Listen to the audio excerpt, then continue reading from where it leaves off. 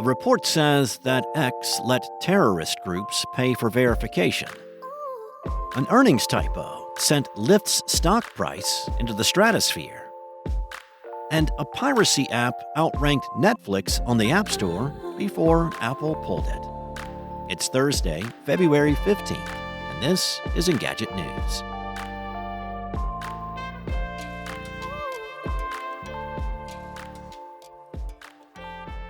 X has allowed dozens of sanctioned individuals and groups to pay for its premium service, according to a new report from the Tech Transparency Project. The report raises questions about whether X is running afoul of U.S. sanctions. The report found 28 verified accounts belonging to people and groups the U.S. government considers to be a national security threat.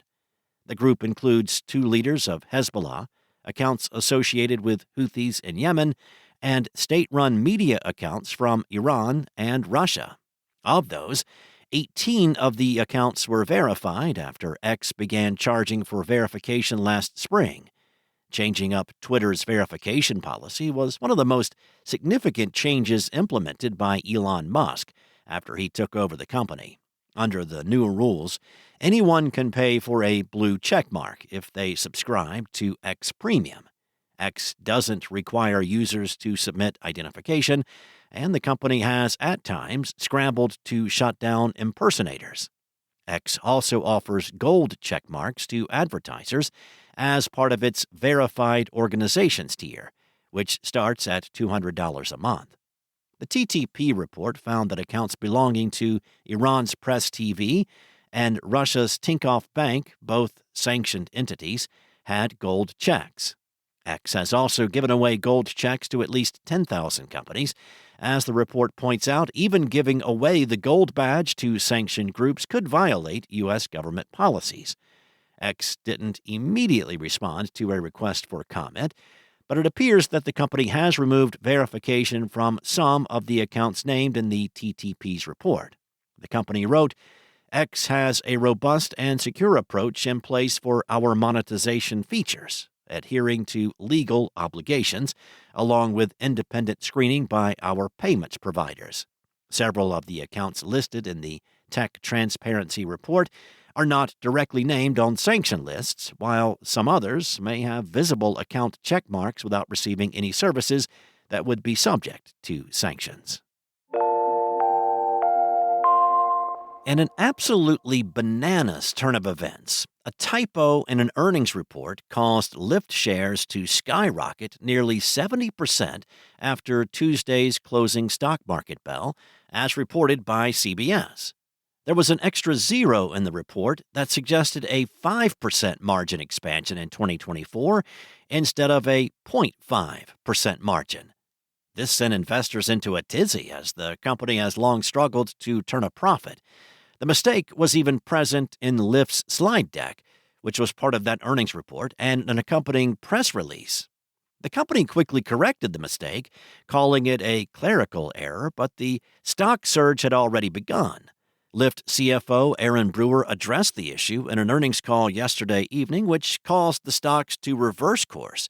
It's worth noting that the earnings report was still good news for Lyft, even without that mistake, so the stock price experienced a more stable increase of around 35%. Now on to the blame game. Lyft CEO David Risher appeared on CNBC's Squawk Box to take responsibility for the mistake, saying, "Look, it was a bad error, and that's on me." Risher went on to note that it was super frustrating for everyone on the team and said that he could see a fellow employee's jaw drop when discovering the issue. The good news? Even with that adjustment, this is Lyft's best day since the company's initial IPO offering back in 2019.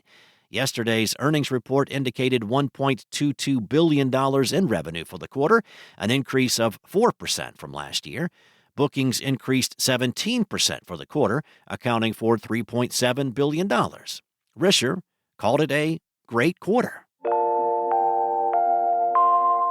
Over the past week, an app called Kimi curiously outranked well-known streaming services such as Netflix and Prime Video in the App Store's list of top free entertainment apps. Now, Apple has pulled the application, most likely because it gave users access to pirated movies. As Wired reported, Kimmy was disguised as an app that tests your eyesight by making you play Spot the Difference in similar photos. In reality, it was nothing of the sort, and instead contained bootlegged shows and movies, including recent blockbusters and award-winning films.